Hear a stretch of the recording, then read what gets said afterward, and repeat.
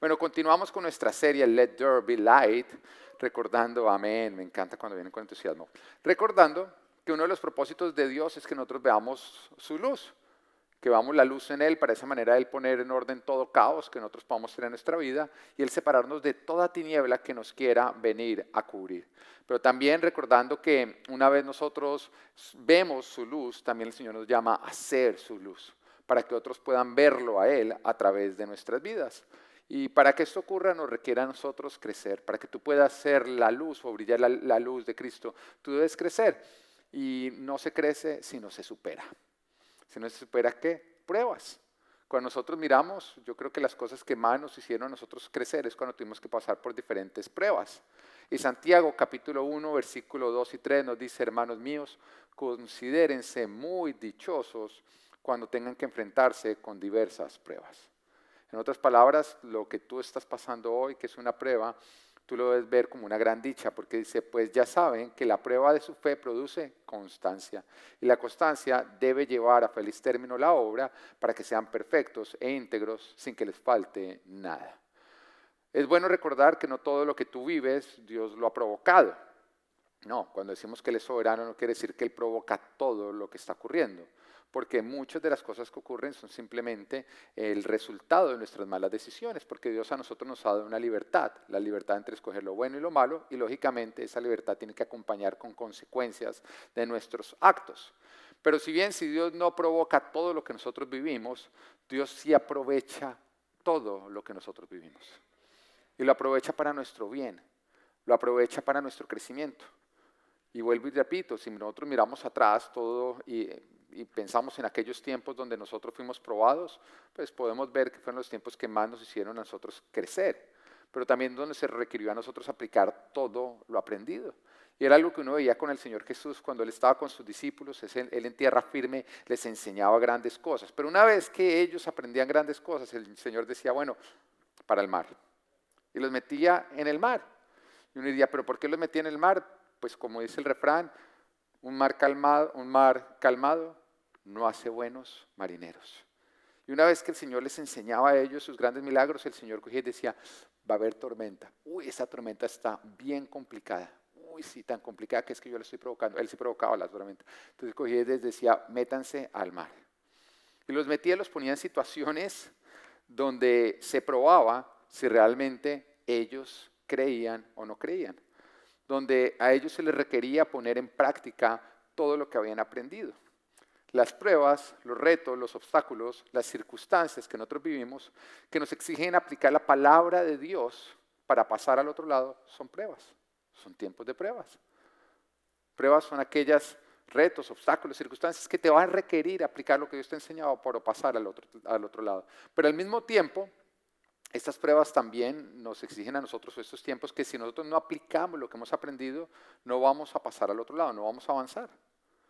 De hecho, normalmente cuando tú aplicas lo aprendido en un tiempo de prueba, tú entras a una tierra prometida. Pero cuando tú no lo aplicas, lastimosamente tú escoges un desierto. Ahora, leamos el versículo que estamos viendo hoy, Santiago 1:3, para responder ciertas preguntas. Dice, pues ya saben que la prueba de su fe produce constancia. Y la constancia debe llevar a feliz término la obra para que sean perfectos e íntegros sin que les falte nada. Así que vamos a responder. ¿Qué es lo que se está probando en estas pruebas? La prueba de la fe, dice. Entonces, ¿qué se está probando? Nuestra fe. Cuando nosotros pasamos por eso, se nos está probando si tenemos o no tenemos fe. Porque sí, en tierra firme, con la alacena llena, todo el mundo dice, yo creo o no. Pero es en la tormenta donde se evidencia si tú crees o no crees. Ahora, entonces lo que se está probando, ¿qué es? Nuestra fe. ¿Qué tanto tú crees? Ahora, ¿qué produce esta prueba? Lógicamente, cuando se aprueba, constancia. Está produciendo constancia. ¿Y qué es la constancia? Que tú permaneces en Jesús. Que tú sigues haciendo lo que Jesús te ha llamado a hacer, independiente de las circunstancias que tú puedas estar viviendo, que tú tienes una fe inquebrantable. Porque tú vas a ser tan fuerte como la fe que tienes. ¿Lo estás oyendo o no? Tú vas a ser tan fuerte como la fe que tienes. Tus conquistas van a ser tan grandes como tu fe te permita. Cuando nosotros miramos este templo no fue el templo que nuestra billetera nos dio para comprar, sino que nuestra fe nos dio para alcanzar. Amén. Entonces tus conquistas van a ser tan grandes como tu fe. Y por eso Dios quiere que nosotros tengamos una gran fe. Así que en otras palabras, las pruebas son para tener una fe inquebrantable que nos permita llevar a feliz término todo lo que arrancamos para ser perfeccionados e íntegros y para que nada nos falte. Porque sin fe no vamos a poder llevar las cosas a feliz término. Sin fe no vamos a ser perfeccionados y hechos más como Jesús. Sin fe no vamos a ser íntegros, sino que vamos a ceder a todo lo que este mundo nos está ofreciendo. Y sin fe nos va a faltar mucho. Pero con fe nada nos va a faltar. Y esto solamente se alcanza superando pruebas, aplicando la fe cuando más la necesitamos. Así que el Señor te ha llamado a ser luz, pero no lo vas a hacer si no creces, y no vas a crecer si no pasas pruebas. Así que hoy te voy a hablar de 3 pruebas que todo cristiano tiene que pasar. ¿Están listos? Amén, me encanta, José. Bueno, prueba número 1. Las palabras y promesas de Dios te probarán. ¿A quién le gusta recibir promesas de Dios y palabras de Dios? ¿A todos o no? A todos. Pero cuando tú recibes una promesa y una palabra de Dios, esa palabra te va a probar. La misma promesa y la misma palabra que Dios te da, te va a probar. Porque cuando nosotros recibimos una palabra de Dios, esa palabra es tan grande que solamente con Dios podríamos llegar a alcanzarla. Es tan grande que solo con Dios tú la podrías llegar a alcanzar. Y una manera en que tú puedes saber que una palabra no es de Dios es porque esa palabra es tan chiquita que tú la puedes alcanzar sin Dios. En otras palabras, si tú tienes una promesa que para conseguirla tú no necesitas de Dios, esa palabra no es de Dios. Esa es una meta personal. Pero para que sea de Dios, vamos a necesitar de Él para poderlo alcanzar. Y la palabra nos va a probar qué tanto creemos, qué tanto nos aferramos a ella o qué tanto nosotros nos la dejamos robar por las diferentes circunstancias. Ahora, pensemos en alguien, pensemos en el rey David, que lógicamente él recibe una promesa arrancando su vida en la adolescencia, se cree que va a ser el próximo rey de todo Israel. Ahora, ¿esa palabra es grande o no es grande?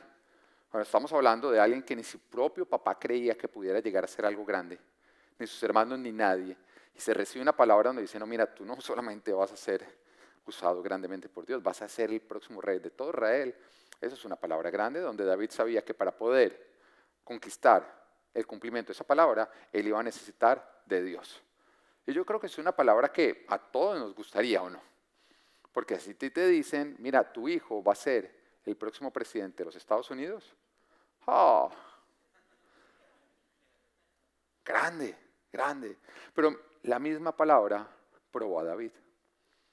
Porque él la recibió en circunstancias donde nadie, ninguno, o sea, recordamos la historia, llega el profeta Samuel a la casa de Isaí, que es el padre de David, y llega y le dice, uno de tus hijos va a ser el próximo rey de Israel, llámalos a todos. Y entonces él cogió y llamó a todos sus hijos y le dijo, David, cuide las ovejas que ustedes lógicamente no van a hacer. El primero que descalificó a David para ser el próximo rey fue el propio papá. O sea, yo me imagino a David llegando todo emocionado y todo riendo del papá, mira, ay, no sea tierno. No, es que tan lindo, se imaginan de rey, pues vaya a ser el rey allá de las ovejas, ¿entiendes? Lo sacó. O sea, él le tocó recibir la misma palabra en circunstancias que lo empezaron a probar. Su propio padre no cree en él. Más adelante nos cuenta que cuando llega al campo de batalla, ya sus hermanos, todos ahí habían escuchado que él iba a ser el próximo rey. Así que una sorpresa, y él llega al próximo campo de batalla, lógicamente no como soldado, sino como el mensajero de su padre, que lo llama y le dice, mire, sus hermanos están peleando, o sea, ellos sí son hombres de guerra, pero ¿usted será que les puede llevar estos panes y este queso? O sea, era el de los mandados, el de los mandados. Y llegó allá, y cuando llega allá empieza a ver que Goliat está amedrentando todo el pueblo, y en ese momento él recuerda la palabra, él recuerda Dios a qué lo llamó y se sabía que el que debía enfrentar a Goliat era el rey. Pero Saúl, que era el rey del momento, estaba acobardado y no quería hacerlo. De hecho dijo, el que lo enfrente y le gane, yo le entrego a mi hija, le entrego dinero y le entrego de todo. Entonces David sabía por la misma palabra que él debía ser el que debía enfrentar a Goliat. Pero cuando llega aquellos que deberían apoyarlo, sus hermanos, que deberían decirle, David, llegó tu momento, ¿te acuerdas lo que Dios profetizó sobre tu vida? En ese momento su hermano mayor llega y le dice, ¿y usted qué hace acá? Yo lo conozco a usted muy bien, usted vino a ver la batalla porque usted es un malintencionado, usted es un atrevido. Y cuando ocurre eso, la palabra misma probó a David. ¿Vas a creer o vas a dejar de creer? La misma palabra lo probó. Y cuando él dijo, no importa lo que mi hermano diga, yo voy a enfrentar a este Goliat, él pasó la prueba. Pero después vino otra prueba, porque en el momento que salió Goliat, Goliat no pudo de la risa. Y lo miró y dijo, ¿de verdad? Él se sintió ofendido. Lo primero que se le hirió a Goliat fue el ego. Cuando vio a un niño que ni siquiera podía usar armadura venir contra él. Y se empezó a burlar de él. Pero en el momento en que el enemigo se burlaba de él, también la palabra de Dios lo estaba probando. Ahora, ¿qué pasa cuando el enemigo se burla de la palabra que Dios te ha dado? ¿La abandonas? Y es absurdo porque muchos están esperando a que Satanás venga y les diga, sí, cree, sigue creyendo, ánimo, de verdad que Dios va a hacer todo eso contigo. De verdad, Sata, tú sí crees, sí, yo creo lo mejor de ti.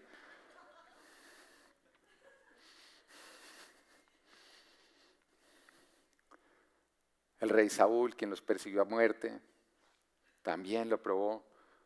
Nabal, que a pesar de haberse protegido todo su rebaño y todas sus riquezas por David, cuando se le pide una ayuda lo insulta. Y tantas veces tú miras la vida de David y sí que la palabra lo probó. Y cada vez que era probado, él defendía la palabra. Él defendía la palabra que Dios le había dado. Yo recuerdo cuando el Señor me habló y me dijo que yo me iba a casar con Ana María, la que soy mi esposa. Oye, yo recuerdo que ni Ana María lo creía. No, porque es que en ese momento habían tres problemas. O sea, yo me vas a casar con ella. Yo sí, chévere, está chévere, porque yo lo pensaba, yo decía, es como si llega tu papá te dice, te va a regalar un carro. Y tú empiezas a mirar entre el Mazda, entre el Ford, y él dice, pero ¿por qué no el Lamborghini? Para mí, ella es el Lamborghini. Sin embargo, yo tengo que reconocer que en ese momento no estaba enamorado. Ahora, había otro problema, ella no estaba enamorada de mí. Y había uno un poquito mayor, ella estaba enamorada de otro desgraciado. Pero todo esto simplemente servía para que la palabra de Dios me probara. Cuando el Señor nos habló de que arrancáramos en Full Life, oiga, lo que uno escuchaba de personas era, eso jamás va a crecer. Que decíamos que éramos como una iglesia de niños. Y mi esposa y mí que estábamos jugando a ser iglesia. Eso decían. Teníamos 33, yo tenía 33 añitos. Yo me acuerdo que la gente traía personas nuevas a la iglesia y salí yo de 33 añitos y saludaba a la gente. Y la gente me miraba como este chino, ¿por qué está tan saludable? Entonces el que lo traía, no, es que es el pastor. Y no lo disimulaba, ni siquiera por respeto. ¡Hey, pastor! No, una vez me llegó un pastor mayor a decirme, no, mira, es que Dios me mandó para acá, para apoyarte, porque los grandes no te tienen credibilidad a ti, entonces yo los voy a pastorear a ellos dentro de Full Life.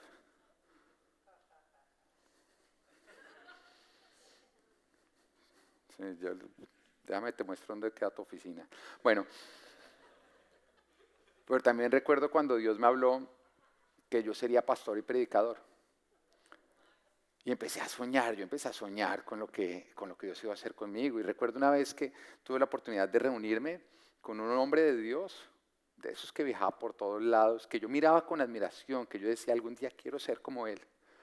Y entonces él miró unas predicaciones que yo tenía en una aplicación que yo había montado y me dijo, ¿sabes qué? Me interesa esto, reunámonos en mi oficina. Y yo llegué con una expectativa, imagínate, tu héroe te está llamando porque vio algo de valor en ti. Yo llegué con una gran expectativa y yo decía, Dios mío, se va a empezar a cumplir mi llamado porque tú me llamaste a mí a predicar. Y recuerdo que cuando me reuní donde él, cogí y me dijo, mira, yo mirando esta aplicación, ponte a vender aplicaciones. Entonces yo cogí y le digo, no, pero es que a mí me interesa es predicar. No, usted no tiene nada. Nada bueno, yo encuentro cosas mejores en la radio.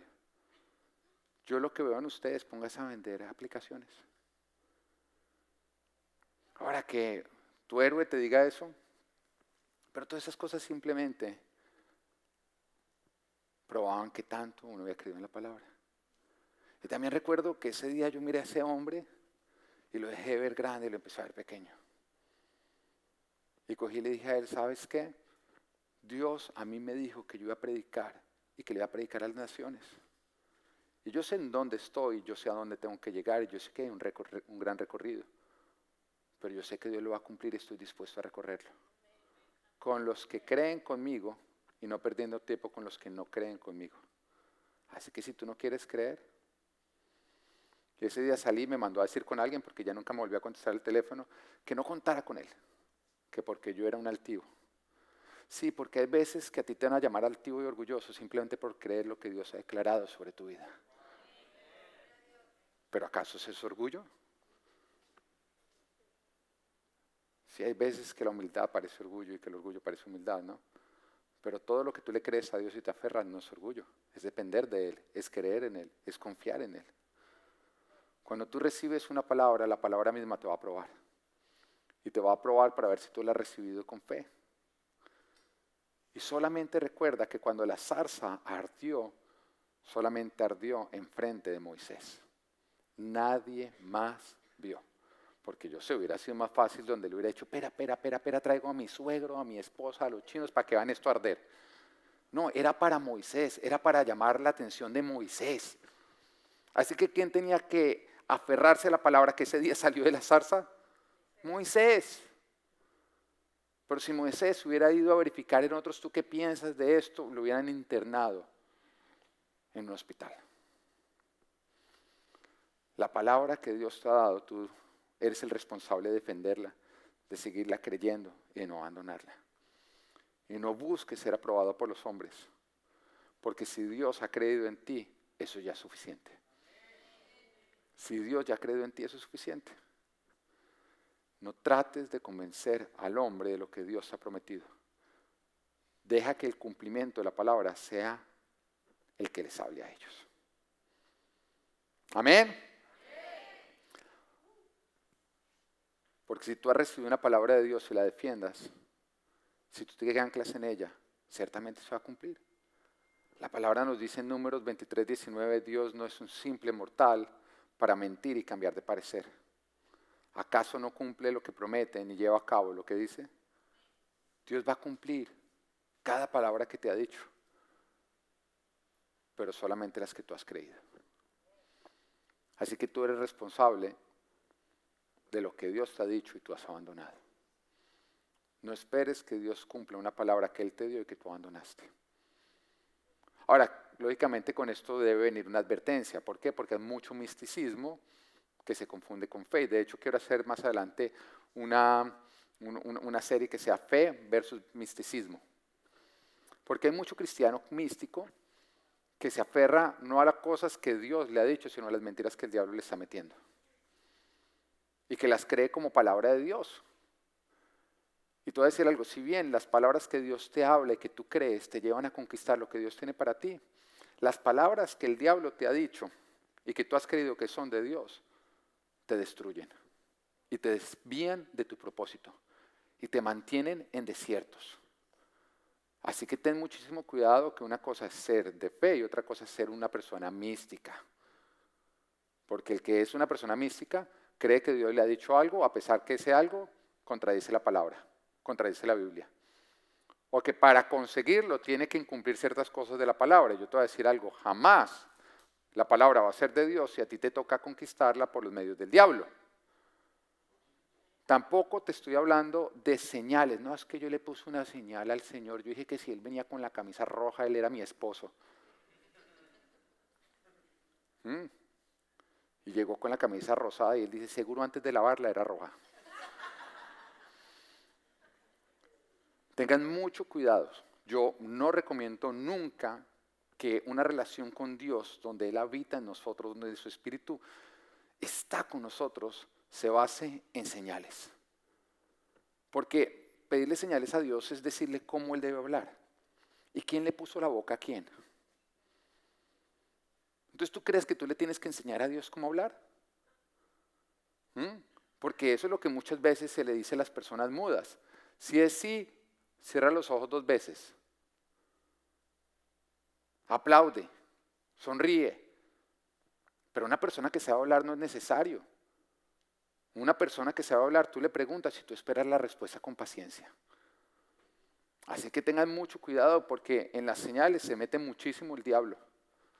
Tú ya tienes el Espíritu Santo de Dios que habita en ti y que sabe hablar. Entonces, todas esas cosas de es que yo tuve una señal, por ahí se mete muchísimo el diablo. Dios habla más claro que una señal que tú le pusiste. Y Él jamás se contradice a sí mismo. Así que cuando estoy diciendo defender palabras, estoy hablando de palabras que tú sabes que Dios sí te dijo, porque ha pasado todos los filtros que se deben pasar. ¿Quieren saber cuáles son los filtros o no? Amén. Eso es una prédica pasada, pero te voy a hacer un recorderis. Primera de Juan, capítulo 4, versículo 1 dice, queridos hermanos, no crean a cualquiera que pretenda estar inspirado por el Espíritu. Eso te incluye a ti con respecto a ti. Bueno, la palabra, eso también aplica. Hermanos, no crean a cualquiera que pretenda estar inspirado por el Espíritu, aunque seas tú el que pretende ser, porque muchas veces creemos que la palabra simplemente nos habla de otros. De ti, tú eres esa persona también. Y hay muchas veces que tú puedes creer que estás inspirado por el Espíritu, y el Señor dice, no lo creas a la ligera. Dice, sino sométanlo a prueba. Si es de Dios, pasa la prueba, para ver si es de Dios. Porque han salido por el mundo muchos falsos profetas. Ahora, el falso profeta no necesariamente es una persona que quiere profetizar falsamente, sino es una persona que también está siendo engañada por Satanás para ir a profetizar lo que no debe ser. Y la palabra misma nos dice que no hay nada más engañoso como el corazón del hombre. Entonces, hay cosas que tu corazón te está diciendo, seguro que esto es de Dios. Y tú seguro, tu corazón, sí, porque sabe engañar. No hay nada que tenga más habilidad para engañarnos a nosotros que nuestro propio corazón. Y por eso debemos someter a prueba toda palabra para ver si es de Dios. Entonces, ¿cómo? 7 filtros. No debe pasar uno, debe pasar los 7. Si no pasa los 7, deséchelo. Amén. Buenísimo se anotaran. No contradice la Biblia. Número 1. Tú dices, ¿esto contradice la Biblia? Si la contradice, en cualquier punto, no es de Dios. Porque Dios no va a ser, mire, no, esta vez sí una excepción, hágale. Su palabra es perfecta, no contradice la Biblia. Número 2, lo que Dios te ha prometido te hace más como Jesús. Te ayuda a avanzar para parecerte más a Jesús. No, Dios nunca te va a pedir algo que te va a hacer parecerte menos a Él.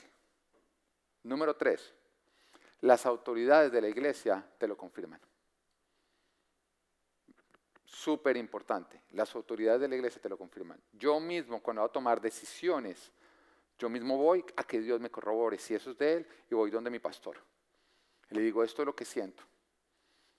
Y sirve, hubo muchos lugares que nosotros vimos antes de que yo creía que era el lugar. Yo creía que era el lugar.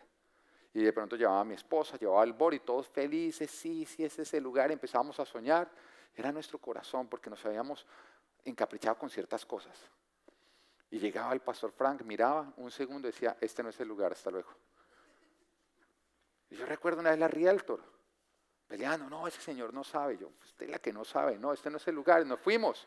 Nunca más nos volvió a buscar esa Realtor. Pero si no pasa ese filtro. Número 4, va de acuerdo a tus talentos. Eso es muy sencillo, ¿no? Es que Dios de verdad me dijo que yo sería el próximo Hillsong. Y cuando usted canta en la ducha se va el agua.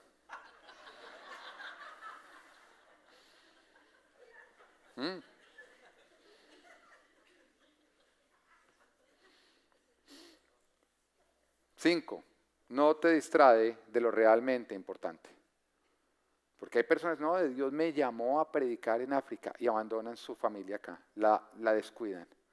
Y yo te lo voy a decir muy sencillo, Dios no te va a mandar a buscar sus hijos perdidos a costa de perder los tuyos. Eso no va a ocurrir. Si te distrae lo realmente importante, no. ¿Te distrae tu trabajo? No. ¿Te distrae tus responsabilidades? No. porque Dios nunca va a colitar la responsabilidad. Número 6, trae convicción, no condenación. Y eso es hay personas, no, tuve un sueño y en el sueño me quemaba vivo con toda mi familia. ¿Eso es de Dios? ¿Sientes paz? No, que vas a sentir paz. No es de Dios. Dios no va a decir, no, mira, tuve un sueño y estoy por quemarte con toda tu familia. Entonces, ¿qué clase de paparía eso?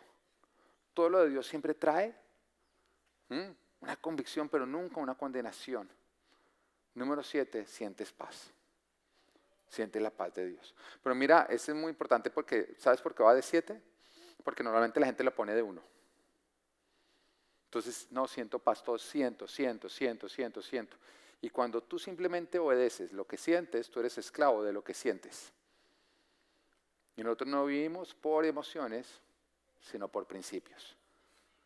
Y muchas de las cosas que Dios te dice, lo último que vas a tener que tener en cuenta es lo que sientes. Porque el que hace todo lo que siente, eso es lo que hace el mundo. El mundo dice, sigue tu corazón. ¿Qué te dice tu corazón? Nosotros somos nuestro corazón. De último le preguntamos, primero le preguntamos todo a Dios. Amén. Si quieren más información sobre estos puntos, que creo que varios la tienen, en nuestra serie, que la encuentras en nuestra aplicación, en nuestra página web, en todos los medios, nuestra serie Levántate, hay una prédica que se conoce, reconoce lo que Dios te está diciendo. La prédica se llama así, reconoce lo que Dios te está diciendo, y ahí hablo más sobre estos 7 puntos. Amén. Prueba número 2, que vamos a tener que superar. La primera es, la palabra de Dios nos va a probar. La segunda es la prueba de la frustración. Vamos a tener que pasar por la prueba de la frustración. Como cristiano, ¿uno a veces se frustra? ¿Sí o no que sí? Y usted ora, y usted ora, y termina frustrado. ¿Pero qué hace la frustración en ti? ¿Te hace abandonar? Pensemos en Moisés. Yo creo que alguien que debió haber sido frustrado fue Moisés, porque le tocó presentarse 12 veces delante del faraón sin obtener respuesta en cada una, saliendo siempre frustrado. Y digo 12 y muchos dicen fueron 10 plagas, sí, pero lee y te vas a dar cuenta que se presentó otras 2 veces antes. Y entonces va y se presenta, no, que deja salir a mi pueblo, no, que deja salir a mi pueblo y mira cómo se convierte en serpiente, no, que deja salir a mi pueblo y que mira cómo convierto el agua en sangre, no, que deja salir a mi pueblo, no, que deja salir a mi pueblo, y ya salía cansado y Dios le decía, vaya, y le dice, no, yo ya no quiero ir, eso no hace caso. Oiga, además Dios le endurecía el corazón al faraón. Usted me manda y le endurece el corazón. ¿Ah? No, muchos dirían, Dios está tallado la risa, no vaya, usted esta vez le va a decir que sí. Con todos los ángeles, espere.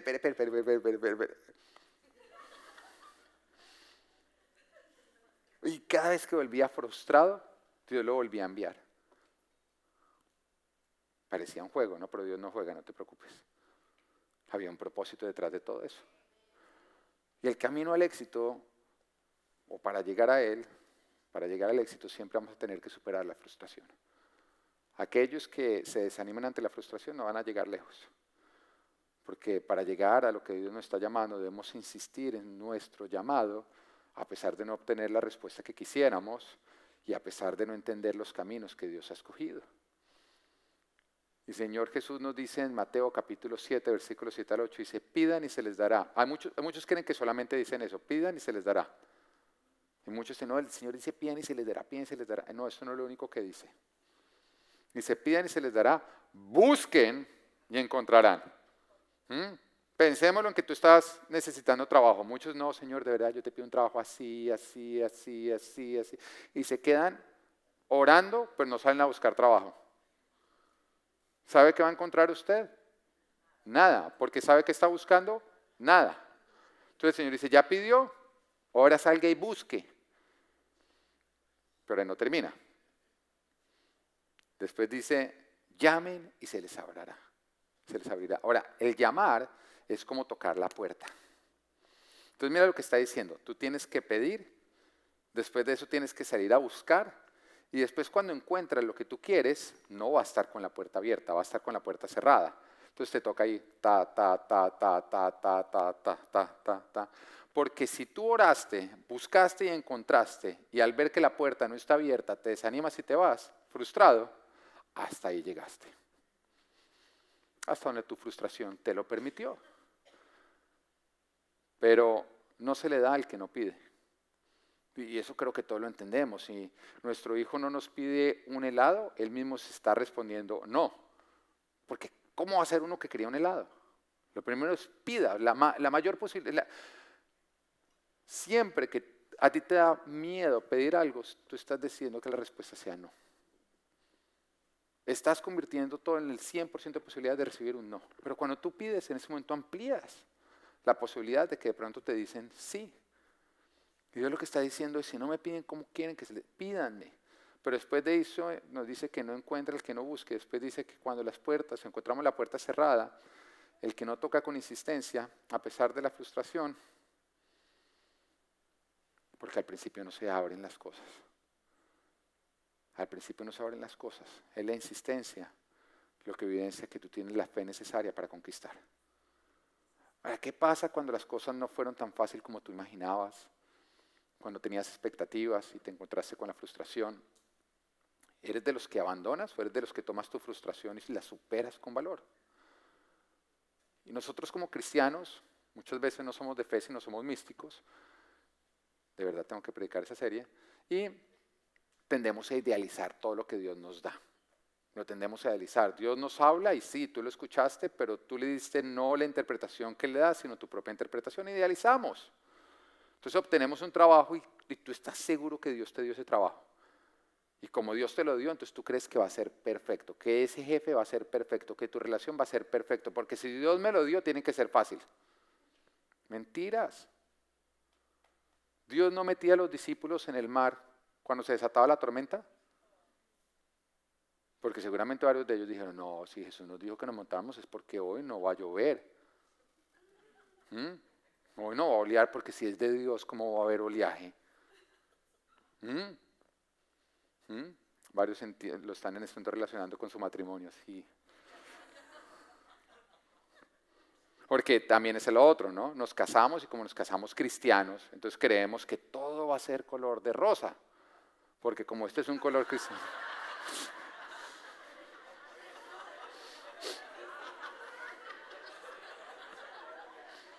No, no friegue, ya vámonos, que recojan los diezmos. Hay algunos que se meten en problemas muy fácil, no friegue. Uno no hace eso ni le mete la mano en la jaula a un león.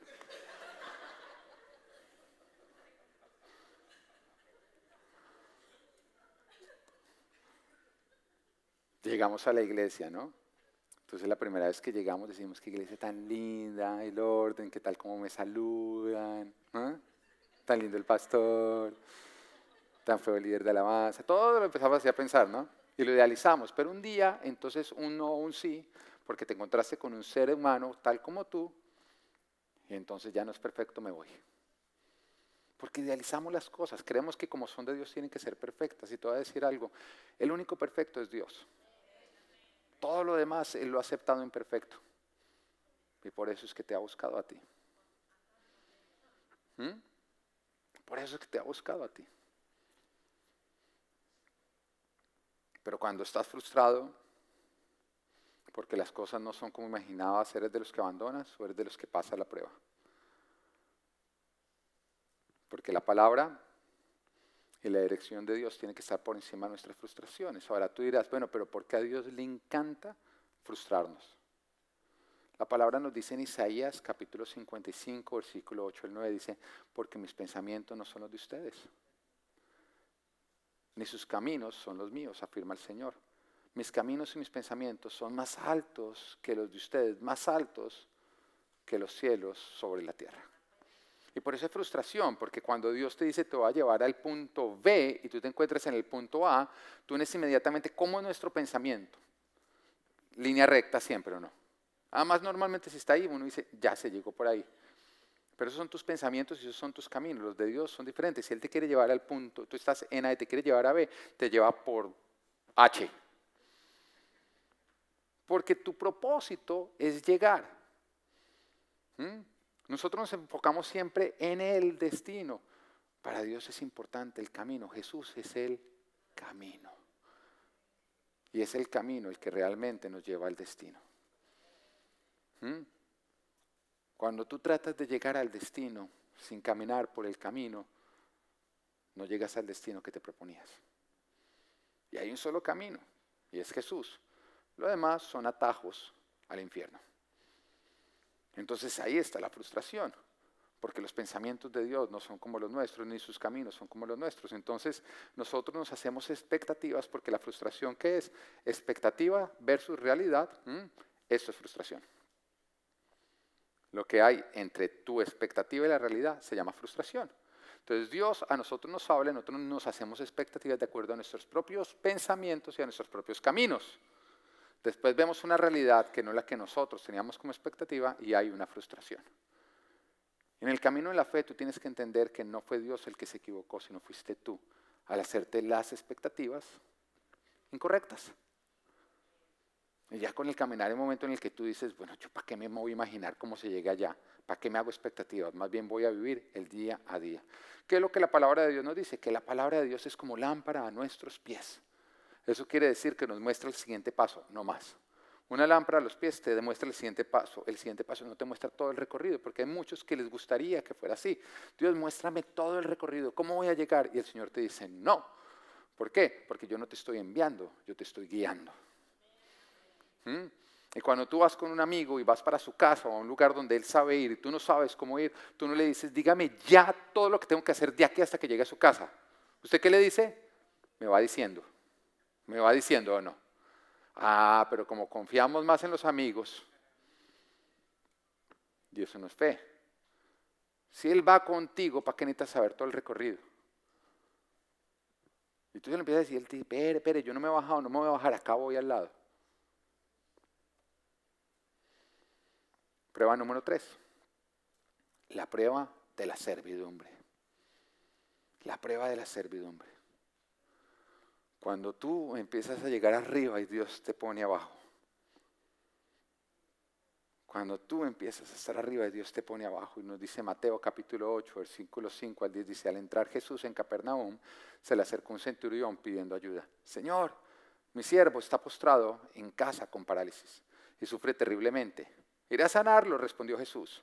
Señor, no merezco que entres bajo mi techo, pero basta con que digas una sola palabra y mi siervo quedará sano. Porque yo mismo soy un hombre sujeto a órdenes superiores y además tengo soldados bajo mi autoridad. Le digo a uno, ve y va, y el otro, ven y viene. Le digo a mi siervo, haz esto y lo hace. Al oír esto, Jesús se asombró y dijo a quienes lo seguían, les aseguro que no he encontrado en Israel a nadie que tenga tanta fe. El Señor llama fe a aquella persona que estando en autoridad entiende que todavía está bajo autoridad. Y es justamente lo que está ocurriendo con ese centurión. Ese centurión, a pesar de la autoridad que tiene, se pone bajo la autoridad de Jesús mismo. Y conoce la autoridad de Dios sobre su vida. No importa lo alto que tú estés, siempre tiene que haber un lugar donde tú tengas que servir, donde tú te pongas bajo autoridad. Y es por eso que, mira, yo te lo voy a decir así de sencillo, los cristianos que más crecen, o realmente los únicos que crecen, son los que sirven en la iglesia. Porque hay cristianos que uno los ve venir, llevan viniendo años, desde que arrancó Full Life, pero nunca les ve avance, porque van los domingos y salen, nunca sirven. Entonces no es que usted necesita que sirvamos, no, de verdad no necesito que sirvan. Tú necesitas servir. Si quieres crecer, necesitas ponerte bajo autoridad. Y sí, a veces estar bajo autoridad duele, ¿no? Humilla, incomoda. Pero no se crece si no te incomodas.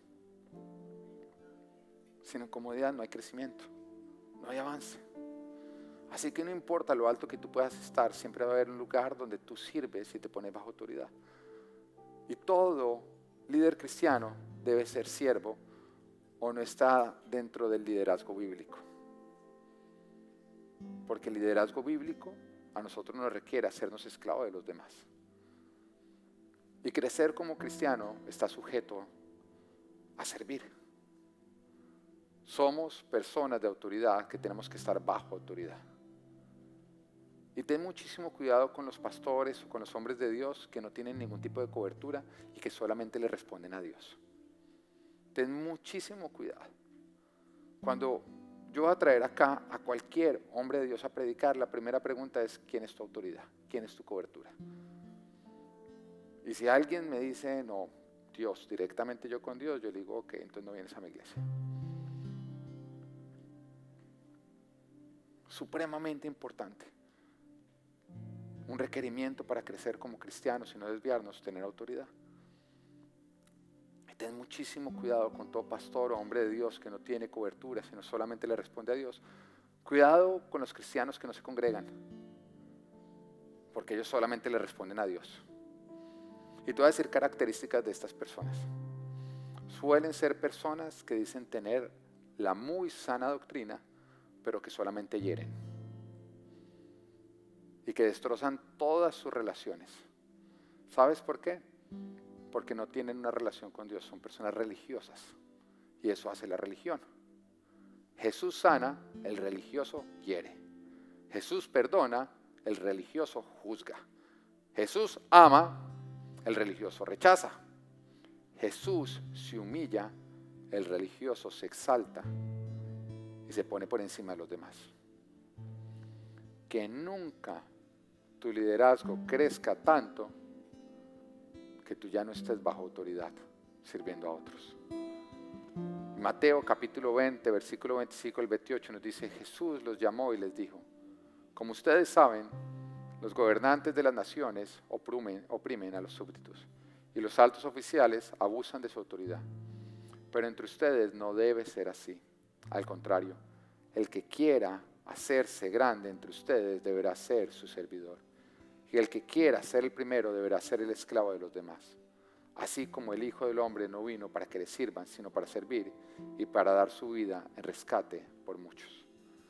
La última prueba es la prueba de la servidumbre, donde tú creces y avanzas porque sirves a los demás y porque te pones bajo autoridad.